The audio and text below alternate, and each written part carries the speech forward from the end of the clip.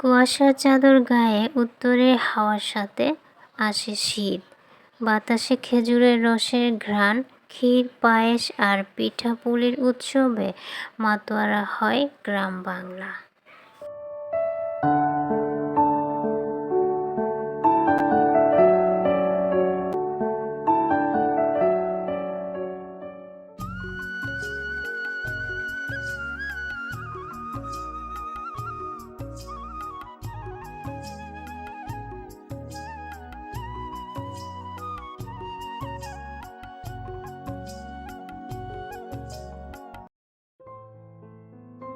আসসালামু আলাইকুম, আমি সালমা গাজীপুর থেকে বলছি। সালমা কিচেন ব্লগে সবাইকে স্বাগত জানাই। কাছে এবং দূরে, দেশ ও দেশের বাহিরে যে যেখান থেকে আমার ভিডিও দেখছেন, আশা রাখি আল্লাহর রহমতে ভালো আছেন, সুস্থ আছেন। আলহামদুলিল্লাহ, আমরাও ভালো আছি।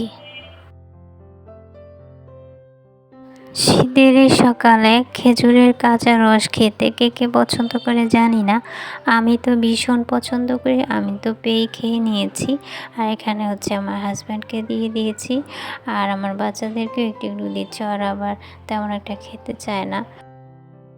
আমি তো ছোটোর সময় অনেক খেয়েছি এই রস, তাই এই রসের মজা বুঝি।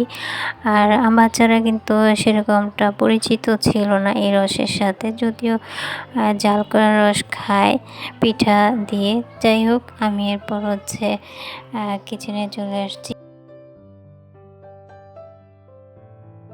এখানে হচ্ছে সবজি খিচুড়ি পাকিয়ে নিয়েছিলাম, আর আগে থেকে সবজি কেটে রেখেছিলাম। এখন মশলা কষিয়ে সবজিগুলো দিয়ে দিব। শীতের দিনে আসলে সবজি খিচুড়ি খাওয়ার মজাটাই আলাদা।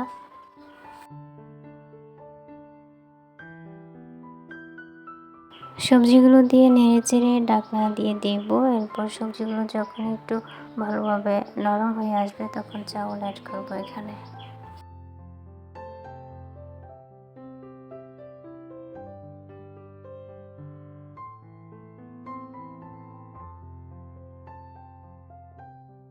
এরই মধ্যে কিন্তু আমার সবজিটা নরম হয়ে গিয়েছে। এখন চাউল অ্যাড করে নেড়েচেড়ে দেবো আর কি। খিচুড়ি তো সবাই পাকাতে পারে, আমার আপুরা দেখে অনেক সুন্দর সুন্দর রান্না করে, তো এই ব্যাপারে আমি আর কিছু বলছি না। আজকে আমার ভিডিওটা সাজিয়েছি শীত উপলক্ষে। আর শীতে একটা পিঠাও তৈরি করেছি, পকোড়া বানিয়েছিলাম, বাঁধাকপির আর টমেটো সসও করেছিলাম। শীতের সম্পর্কে কিছু কথা ভিডিও শুরুতে আমি বর্ণনা করেছিলাম। আসলে না, আমাদের দেশে 6টা ঋতু, কিন্তু আসলে 6টা ঋতুর প্রভাব তেমন একটা পড়ে না। 3টা ঋতুরই প্রভাব পড়ে। দেখা যায় শীতের অনেক আগে শীত আসে, আবার গ্রীষ্মের আগে গ্রীষ্ম, আর বর্ষার আগেই তো বৃষ্টি শুরু হয়ে যায়। কিন্তু শীতকালটা কিন্তু শুরু হয়েছে গতকাল থেকে। ক্যালেন্ডারের পাতায় তাকালেই বোঝা যায় গতকাল 16ই ডিসেম্বর ছিল, আর হচ্ছে শীত ঋতুটা কাল থেকে শুরু হয়েছে। কিন্তু শীতের প্রভাব তো পড়েছে আরও 1-1.5 মাস আগে থেকেই। যাই হোক, এখন যেহেতু ছুটি চলছে, বাচ্চাদের স্কুল বন্ধ রয়েছে, আর এই ছুটির দিনগুলোতে একটু মজার মজার রান্না করব আর আপনাদের সঙ্গে শেয়ার করব। আসলে আমি সকালের ভিডিও করি আর হচ্ছে দুপুরে করি, বিকালের দিক দিয়ে তেমন একটা ভিডিও করা হয় না। তো এখন যেহেতু ছুটির দিন আছে, তাই একটু হালকা পাতলা কিছু তৈরি করব। বাচ্চাদেরকে নিয়ে একটু ঘোরাঘুরিও করব, ওরা একটু বেড়াতে যাচ্ছে। যাই হোক, এই সময় তো সবাই একটু ঘুরতে যায়, বেড়াতে যেতে চায়। যদিও আমি খুব একটা কোথাও যাই না, তারপর একটু ঘোরাতে হবে। যাই হোক, এদিকে খিচুড়িটা আমার হয়ে গিয়েছিল, আমরা অফ ক্যামেরা খেয়ে নিয়েছি, আর এখানে হচ্ছে চা করে নিয়েছি। এরপর হচ্ছে আমি বাঁধাকপি কাটিয়ে নিয়েছি, এখন হচ্ছে লবণ দিয়ে এটাকে মাখিয়ে রাখবো। বাঁধাকপি দিয়ে পকোড়া তৈরি করেছিলাম, আর এই ঠান্ডা দিনে পকোড়া খেতে কিন্তু অনেক মজা। আর আমি সন্ধ্যার পরে এটা তৈরি করেছিলাম। আমার ভিডিও যারা নতুন দেখছেন, যদি ভালো লাগে পাশে থেকে যেতে পারেন। আমি 24 ঘন্টা পর আপনার কাছে পৌঁছে যাব ইনশাল্লাহ। আর এই যে এখানে আমার বাবাটা জলবিড়াগুলো রং করে দিচ্ছে। এতে করে জলবিড়াগুলো দেখতে সুন্দর দেখায়, একদম নতুনের মতো মনে হয়। আর এই জলবিড়াগুলো আমার অনেক দিনের আগে কেনা, এখনও রয়েছে। এরপর হচ্ছে সারাদিন আমি আর তেমন কোনো ভিডিও অ্যাড করিনি। সন্ধ্যায় চলে আসছি। এখানে টমেটো সস তৈরি করার জন্য টমেটো পিউরি নিয়েছিলাম, আগে থেকেই ডিপ ফ্রিজে করা ছিল।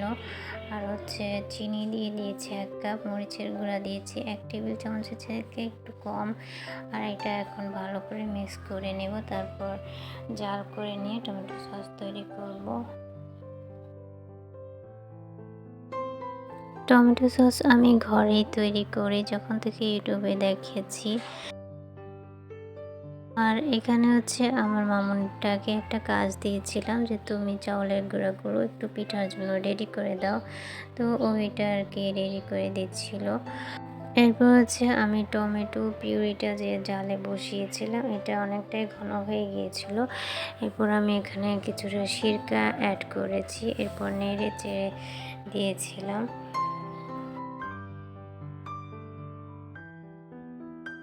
সিরকা দিয়ে কিছুক্ষণ জাল করার পর তারপর হচ্ছে আমি এখানে কর্নফ্লাওয়ার দিয়ে দিয়েছি। কর্নফ্লাওয়ার দেওয়ার সাথে সাথে এটা ভালো করে নেড়ে দিতে হবে, তা না হলে জমে যাবে।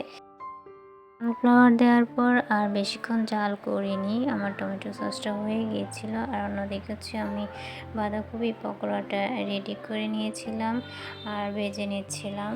আর এই যে আমার টমেটো সস হয়ে গিয়েছে, আর বাঁধাকপির পকোড়াও কিন্তু হয়ে গিয়েছিল। আমি পুরোটা ভাজা দেখাইনি, যেহেতু রাত্রের ভিডিও খুব একটা স্পষ্ট আসে না।